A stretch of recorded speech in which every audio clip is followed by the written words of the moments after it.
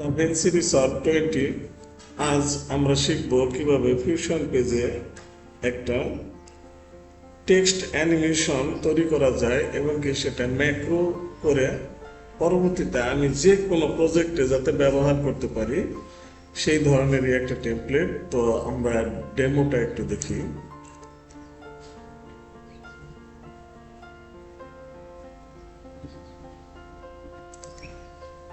ওকে, এখন এইখানে যে লেখাগুলো আছে সেটা পরিবর্তন করা যাবে। যেমন আমি এখানে যে কোনো লেখা যদি লিখি, যেমন আই অ্যাম বাংলাদেশি,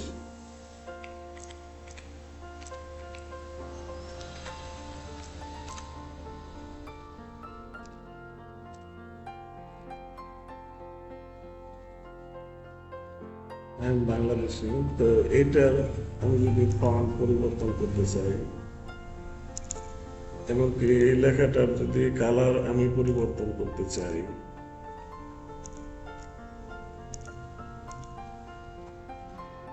এমনকি এটার সাইজ যদি আমি বড় করতে চাই, এমনকি এই লেখাটা যদি আমি একটু ট্র্যাকিং করতে চাই, এমনকি এটা যদি আমি বামে কিংবা ডানে নিতে চাই, উপরে নিচে কিংবা উপরে নিতে চাই, এমনকি নিচের যে লেখাটা আছে সেটাও যদি আমি পরিবর্তন করতে চাই,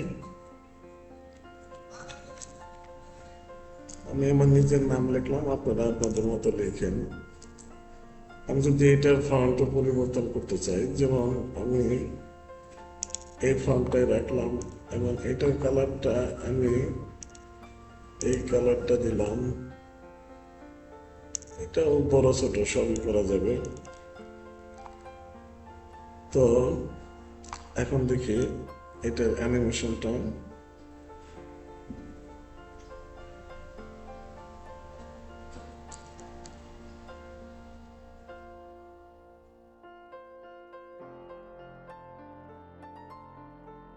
ওকে, তো এখন আমরা দেখি কিভাবে এই কাজটা করতে হয়।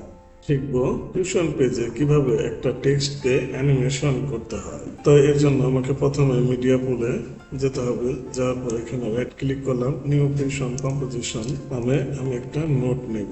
এই নোটটা ড্র্যাগ এন্ড ড্রপ করে আমি টাইমলাইনে নিয়ে আসলাম। এখন আমি ফিউশন পেজে চলে গেলাম। এখন যাওয়ার পর এখানে আমি শুধু মিডিয়া আউট নোটটা দেখতে পারবো। মিডিয়া আউট নোটটা এমন একটা নোট যে আমি এখানে ফিউশনে যে কাজগুলো করব সেই কাজগুলো যদি আমি মিডিয়া আউট নোটের সাথে কানেক্ট না করি, সেক্ষেত্রে সেগুলা আমার এডিট পেজ কিংবা মিডিয়া ফেস কিংবা কাট ফেস কিংবা রেন্ডার করতে সময় আমি দেখতে পাবো না, সেটা শো করবে না। তো যাই হোক, এখন আমি একটা নোট নেব, সেটা হলো ব্যাকগ্রাউন্ড নোট।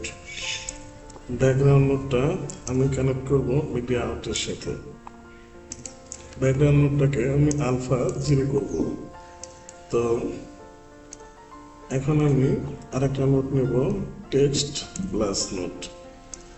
এটা আমি ব্যাকগ্রাউন্ড নোটের মার্জ পয়েন্টে কানেক্ট করব এবং কি টেক্সট প্লাস নোটটা সিলেক্ট করা অবস্থাতে ইন্সপেক্টর প্যানেলের টেক্সট নোটের ডায়লগ বক্সে আমি লিখব। ধরেন আমি আমার নাম লিখলাম।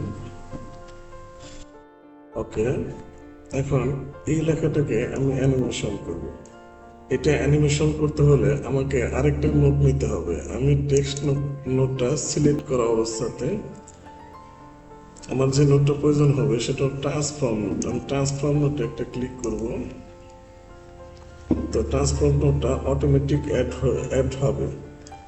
ট্রান্সফর্ম নোটটা সিলেক্ট করা অবস্থাতে আমি ইন্সপেক্টর প্যানেলের ট্রান্সফর্ম মানে কন্ট্রোলস ট্রান্সফর্ম সেন্টার এক্স এখানে যাব। যাওয়ার পর আমি কার্সার পয়েন্টটা 0-তে নেব। নেওয়ার পর আমি এখানে যে আপনারা ছোট ছোট যে বাটন গুলা দেখতেছেন, এগুলোর সাথে ডায়মন্ড কি বলে, এখানে একটা কি ফ্রেম আমি দেব। দেওয়ার পর আমি কার্সারটাকে 20-এ নিয়ে আসবো। আনার পর আমি লেখাটাকে আবার মনিটরে নিয়ে আসবো। এখন আমার এই লেখাটা কতটা সময় আমি মনিটরে রাখতে চাইতেছি তার জন্য আমাকে আরেকটা কিফ্রেম দিতে হবে। আমি 100-তে নিয়ে আরেকটা কিফ্রেম দিলাম। দেওয়ার পরে আমি কার্সার পয়েন্টটা শেষের দিকে নিয়ে গেলাম। যাওয়ার পর আমি ওকে, এখন দেখি যে আমার অ্যানিমেশনটা কেমন হয়েছে। দেখেন 20 থেকে 100 পর্যন্ত এই সময়টা কিন্তু লেখাটা মনিটরে শো করতেছে। ওকে, আমি আরেকটা টেক্সট নোট নেব। নেওয়ার পর এই টেক্সট নোটটা আমি মার্জ 1 নোটের মার্জ পয়েন্টে কানেক্ট করব। তো অটোমেটিক আরেকটা মার্জ নোট তৈরি হবে। তো আমি টেক্সট নোটটা সিলেক্ট করা মানে টেক্সট 2 যেটা আমি নিয়েছি সেটা সিলেক্ট করা অবস্থাতে আমি ইন্সপেক্টর প্যানেলের ডায়লগ বক্সে আবার কিছু লিখবো। ধরেন আমি রাকিব লিখলাম, রাকিব। এখন এই লেখাটাকে এইখান থেকে দুইটা উপায়ে দিয়ে নড়াচড়া করানো যাবে। যেমন আপনি লেয়ারে যাবেন সেন্টার এক্স এমনকি সেন্টার ওয়াই উপর নিচ, আর সেন্টার এক্স হলো বাম ডান। ওকে, এটাকে আরেকভাবে নেওয়া যাবে, এইখানে ধরে আমি এইভাবে আমার মতো করে আমি একটু বসাবো। ওকে, এখন এই লেখাটাকে আমি অ্যানিমেশন করবো। তার জন্য আমার পেজ টু নোট সিলেক্ট করা অবস্থাতে আমি ট্রান্সফর্ম নোট ক্লিক করব। দেখেন ট্রান্সফর্ম নোটটা অটোমেটিক অ্যাড হবে। ট্রান্সফর্ম নোটটা সিলেক্ট করা অবস্থাতে আমি কার্সার পয়েন্টটা আবার 0-তে নেব। নেওয়ার পর আমি ইন্সপেক্টর প্যানেলে transform to controls transform centre X এখানে যে আমি লেখাটাকে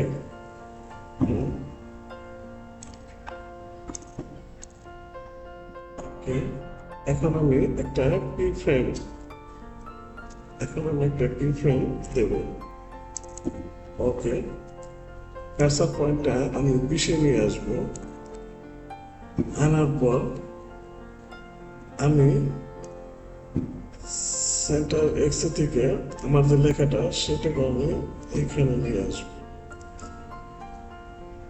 ওকে, দুটো লেখায় যাতে সমানভাবে মনিটরে একই সময় শো করে তার জন্য আমাকে এখানে কার্সার পয়েন্ট 100-তে নিয়ে যেতে হবে।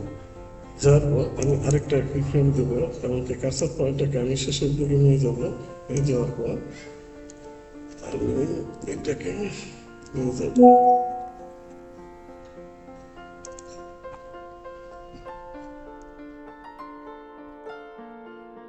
ওকে, এখন আমি একটু প্লে করে দেখি।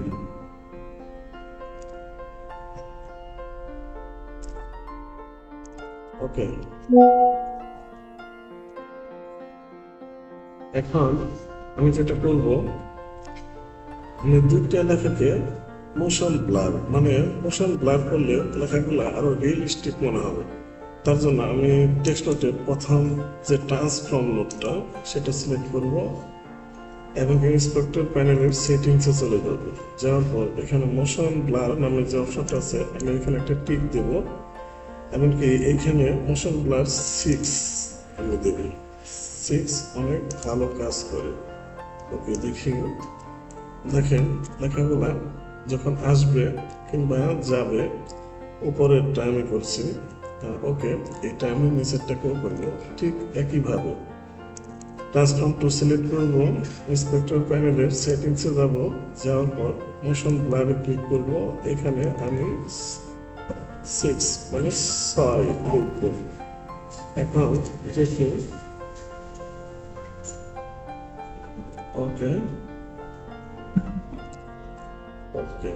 এখন আমি আমার এই অ্যানিমেশনটা আরো স্মুথ করার জন্য আমি যেটা করব সেটা হলো আমি স্প্লাইনে চলে যাব। স্প্লাইনে যাওয়ার পর আমি এখানে শুধু ট্রান্সফর্ম যে দুইটা নোট নিয়েছি সেই দুইটা নোট সিলেক্ট করব। এখন এইখানে থ্রি ডটে আমাকে দেখতে হবে শো অনলি সিলেক্টেড টুল। এটা যদি টিক দেওয়া থাকে তাহলে শুধু আমি যে নোটগুলো সিলেক্ট করবো সেই নোটগুলোই এখানে আসবে, আর তা না হলে সব নোটগুলোই এখানে চলে আসবে, এমনকি সেটা একটু এলোমেলো কিংবা হিরিজিরি মনে হতে পারে। আমি ট্রান্সফর্ম সিলেক্ট করলাম, ট্রান্সফর্ম 1, ট্রান্সফর্ম 2।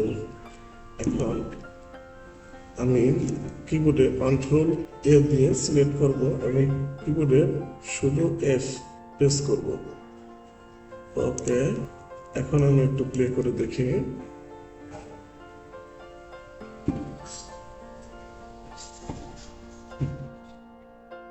এখন আমি উপরের যে লেখাটা, এই লেখাটাকে আরেকটু মডিফাই করব, মানে এটার অ্যানিমেশনটা যাতে আরেকটু সুন্দর মনে হয় তার জন্য আমি একটা কাজ করব।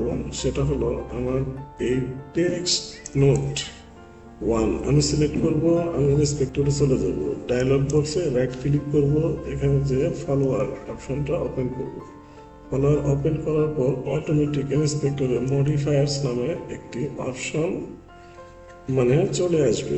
তো এইখান থেকে আমি যাব ট্রান্সফর্মে থেকে আমি যাব একেবারে নিচে, দেখেন সাইজ লেখা। সাইজের আমার যেটা প্রয়োজন হবে সেটা হলো আমি ওয়াই নেব। তো আমি এখানে আনলাম আমার 20 থেকে 100 পর্যন্ত, তাহলে আমি 40 থেকে 80 পর্যন্ত আরেকটা অ্যানিমেশন করব। এর জন্য আমাকে যেটা করতে হবে, আমার কার্সর পয়েন্ট 40-এ যখন থাকবে তখন আমি আপনার ওয়াই ফিল্ডে একটা কি ফ্রেম দেব এবং কার্সর পয়েন্ট 80-তে নিয়ে যাব। যাওয়ার পর এইখানে একটা কি ফ্রেম দেব। এখন এই 40 এবং কি 80-র মাঝামাঝি পয়েন্ট যেটা, সেটা হবে 60। এইখানে আমি একটা কি ফ্রেম দেব। দেওয়ার পর আমি লেখাগুলোকে একটু বড় করব। ওকে, এখন আমি যেটা করবো সেটা হলো আমি টাইমিংয়ে চলে যাব। টাইমিং যাওয়ার পর এখানে অনেকগুলো অপশন থাকবে, যেমন range, order, delay, type, delay. আমি এখানে যেটা করবো সেটা হলো অর্ডারে যে আমি দেখেন যখন ক্লিক করবো তখন এখানে অনেকগুলো অপশন আসবে। আসলে এই যে অ্যানিমেশনটা হবে আমার লেখাটা মানে ঢেউয়ের মতো একদিক থেকে আরেক দিকে মনে হলো যে ঢেউয়ের মতো করে যাচ্ছে। তো তার জন্য দেখেন এখানে লেফট টু রাইট মানে বাম থেকে ডানে, রাইট টু লেফট ডান থেকে বামে, লেফট টু রাইট দেব।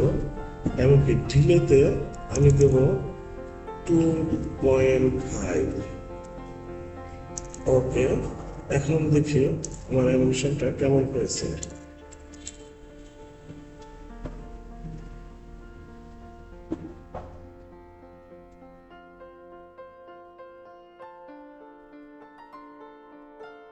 এটা নিচে যে আমি লেখাটা লিখছি এটাকেও অ্যানিমেশন করা যাবে, এটা আমার প্রয়োজন নেই। এখন আমি এখানে ফিউশন পেজে যে কাজটা করলাম সেই জিনিসটা যদি আমি অন্য কোনো প্রজেক্টে ব্যবহার করতে চাই, তাহলে সেক্ষেত্রে আমি এই কাজটা যদি ম্যাক্রো করে রাখি তাহলে অন্য প্রজেক্টে আমি ব্যবহার করতে পারবো। এবং যে লেখাগুলো এখানে দেখছি এখানে আমি অন্য যে কোনো লেখা লিখে এর কালারগুলো চেঞ্জ করতে পারবো, ফন্ট সাইজ বড় করতে পারবো, সবই করতে পারবো। আর তার জন্য আমাকে যেটা করতে হবে, কিবোর্ডে শিফট প্রেস করে আমার সব নোটগুলো সিলেক্ট করতে হবে, শুধু মিডিয়া আউটলুকটা ব্যতীত। এটা মিডিয়া আউটলুকটা সিলেক্ট করা যাবে না। এখানে আমি রাইট ক্লিক করব, করার পর ম্যাক্রোতে চলে যাব, ক্রিয়েট ম্যাক্রো। এখন এই ক্রিয়েট ম্যাক্রোতে যাওয়ার পর আমার এখানে একটা নাম লিখতে হবে। আমি কি লিখব? Text animation.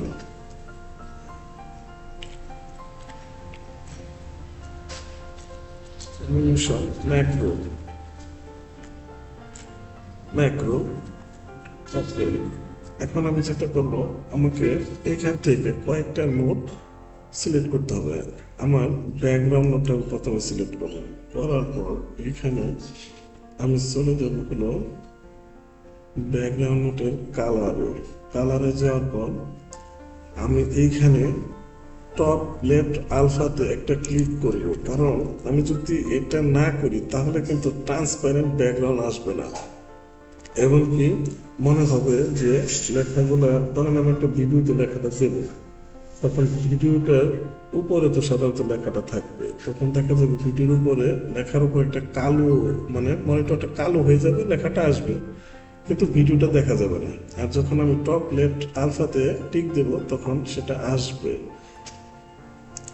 ওকে, এখন আমার যেটা প্রয়োজন হবে যে নোটটা, সেটা হলো আমি টেক্সট ওয়ান নোটটা সিলেক্ট করব, কারণ টেক্সট ওয়ান নোটটা আমার প্রয়োজন।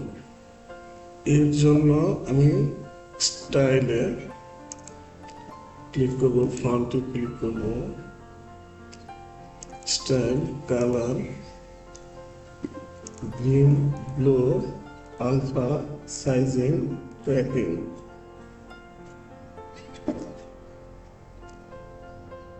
এখানে থেকে আমার লেআউট থেকে type, centre, Z, size, width, height. Okay, এখন আমি আরেকটা নোট সিলেক্ট করব, সেটা হলো text two, text one. Text টুতে একটা ক্লিক করতে হবে, এখানে দেখেন টেক্সট টু। টেক্সট টুতে যাওয়ার পরও আমার যে জিনিসগুলা টিক দিতে হবে, style, text, font, style, colour, green, blue, alpha, sizing, tracking.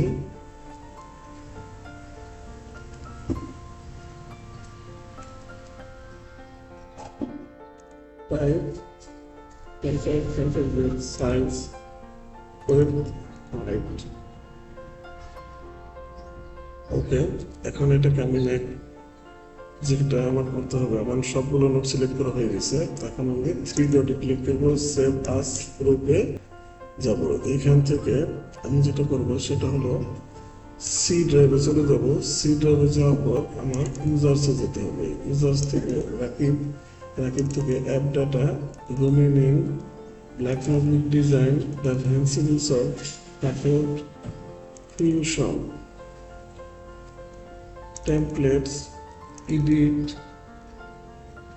Titles. Okay, save. আমার হয়ে গেছে। এখন আমি যদি আমার এই যে কাজটা আমি করছি এটা যদি এখন আমি এখানে খুঁজি তাহলে আমি পাবো না, আর এর জন্য আমাকে একবার দ্য ফ্যান্সি রিসর্ট ক্লোজ করতে। আমি যে কাজটা করছি সেটা যদি এখন আমি খুঁজি আমি পাবো। ইফেক্টসে যাব, ইফেক্টস থেকে টাইটেলসে যাব, যাওয়ার পর আমি যে নামটা লিখে সেভ করেছি,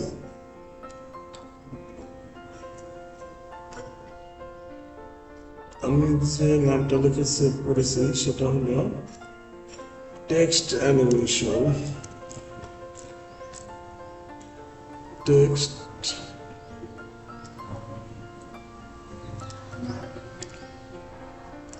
টেক্সট অ্যানিমেশন ম্যাক্রো। ওকে,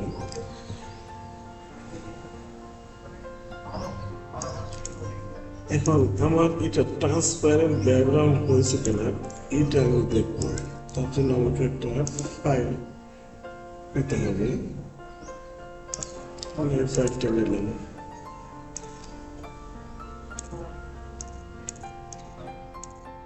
দেখেন ব্যাকগ্রাউন্ডটা কিন্তু ট্রান্সপারেন্ট হয়েছে।